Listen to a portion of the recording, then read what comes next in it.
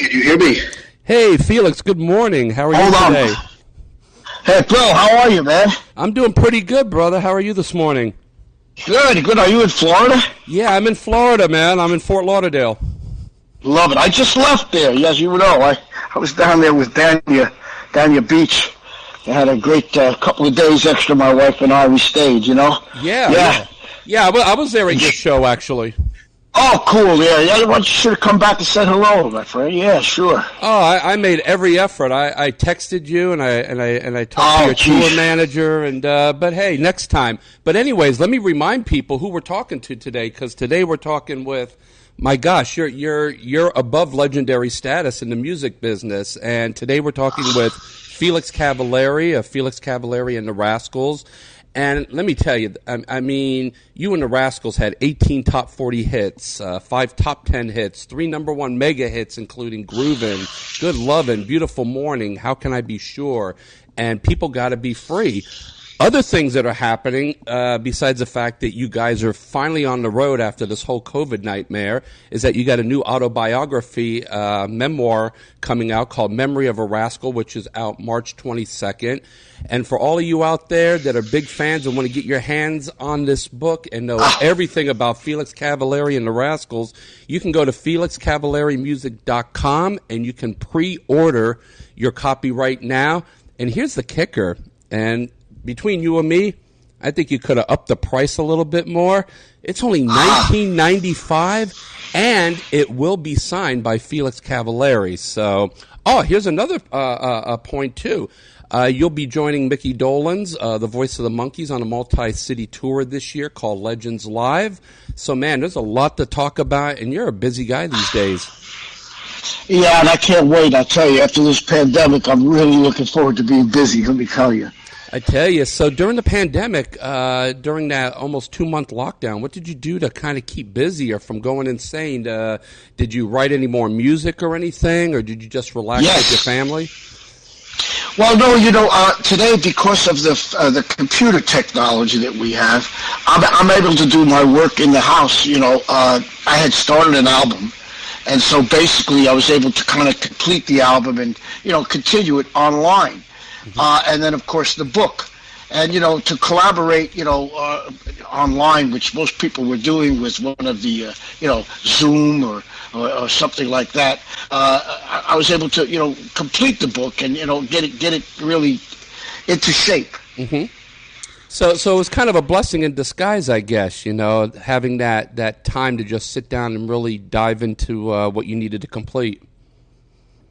Well, I was just very fortunate that, we were able to do that. Otherwise, I know it's been a very, very, very difficult time for people. There's no question about it. Those of us that were lucky enough to be safe, but those of us that weren't, of course, it's terrible. But, we're just fortunate that, we didn't go completely out of our minds because we had the technology. Well, there's a video on YouTube that you did recently, the remake of Beautiful Morning, and it was done socially distanced with your band. And Absolutely. I saw that, and I tell you, your voice, everything has not changed in over 40 years. I mean, it was so on point. It just sounded so great. Everybody looks fantastic and healthy.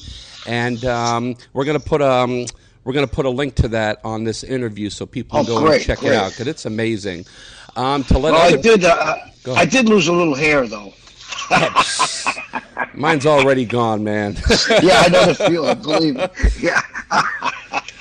My God, and to let people, know. I mean, there's a younger generation out there that I saw at the show. So it's amazing to go to all these shows with bands that first started in the '60s, and you see the grandparents. You see the fathers and the mothers, and then you see their kids also, because a lot of this music is being used in movies and TV these days, and it's just sucking them in, and like, wow, what is this? And their parents, they have the albums and stuff. I mean, you're a member of all these Rock and Roll Hall of Fames. I mean, it's mind blowing. Rock and Roll Hall of Fame, Musicians Hall of Fame, Grammy Hall of Fame, Songwriters Hall of Fame, Vocal Group Hall of Fame, Hit Parader Hall of Fame, Hammond Hall of Fame. I'm sure there's probably 6 more Hall of Fames out there that at the end of this, you're going to be right there in it. So, I mean, you just accomplished so much in your career. It's amazing.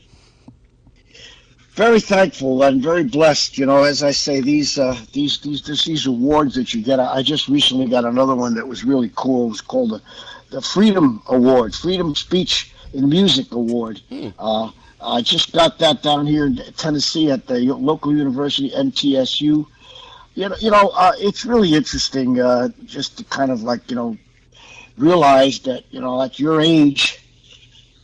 Your people are kind of respecting what you did. It's a wonderful feeling. But I moved down here to Nashville, Tennessee, for the purpose of continuing to be creative in the music business, and that's what I really like to do. Tomorrow's another day, and hopefully I'll have some brand new stuff, new songs, and who knows to put out into the public.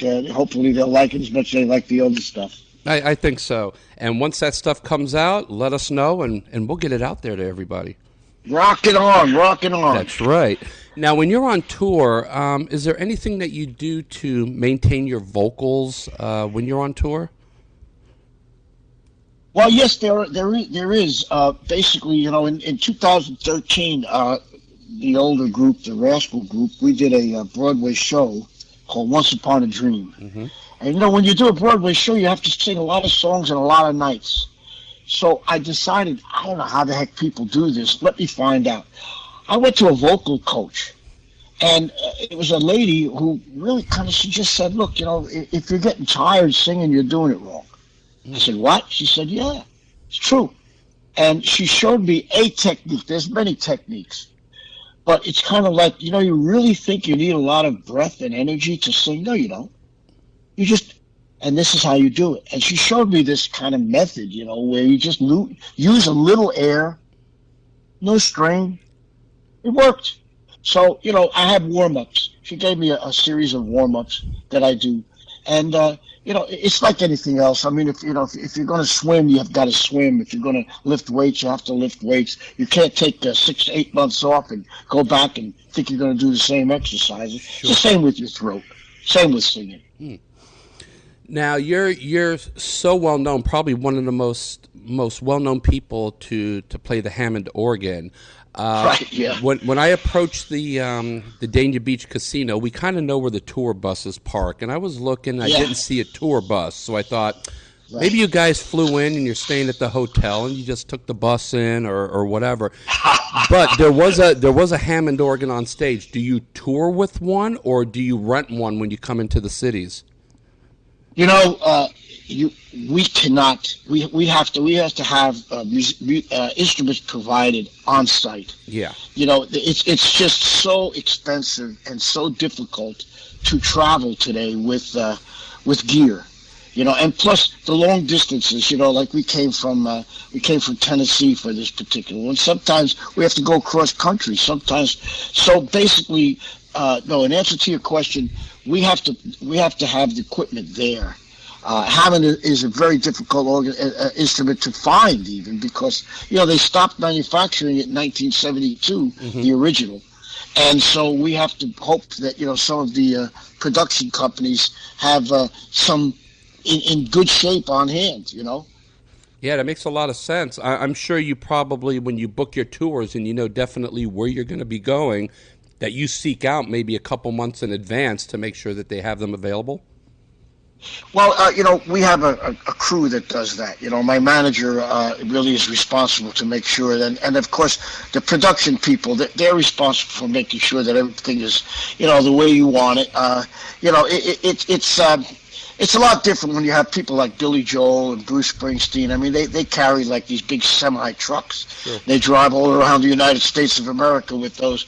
But that's expensive, really expensive. And that's a few people that can do that. And the rest of us, no, we're getting our equipment provided on stage for us. And it works out. It works out. Yeah, it seems a lot more convenient, too, where you can just hop on a plane, get to where you're going, everything's sitting there, and you don't have to pack it up and take it with you. Well, a lot of the guitar players, the bass players, they want their own instruments, so they carry them. Yeah, that's doable, sure. And the drummer actually takes the sticks. What do you know? How about that? Are those drumsticks in your pocket? Or are you happy to see exactly. me? You know? Yeah, right. Very good. Very good. Yeah. I just want to also let people know we'll be doing a giveaway to help promote the Memoir of a Rascal book that is, again, coming out March 22nd and available at FelixCavalieremusic.com. Pre-order right now for I think it's $19.99, $19.95, and it will be signed by Felix Cavaliere.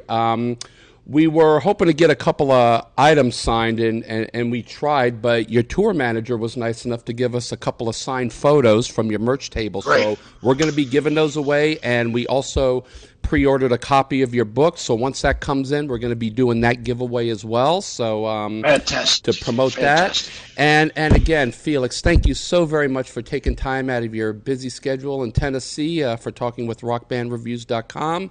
And yeah, we're looking forward to seeing you down the road. I hope you do come back to Florida again, because that venue was 90% sold out. People are loving your music, and we need it now. Music is everything right now, with everything going on with the pandemic, with the war going on over in Russia and things like that. Terrible. We need music right now and positivity, and you're the guy to provide that. So we hope to see you again Bill, soon. I'm sorry we missed you. I apologize, and next time we'll make sure that we connect a lot sooner, rather than later. But thank you very much for taking the time, and be well. You're very welcome, my friend. God bless, and safe travels on the road. Thank you. Take care of yourself. All right, buddy. Bye-bye. Bye.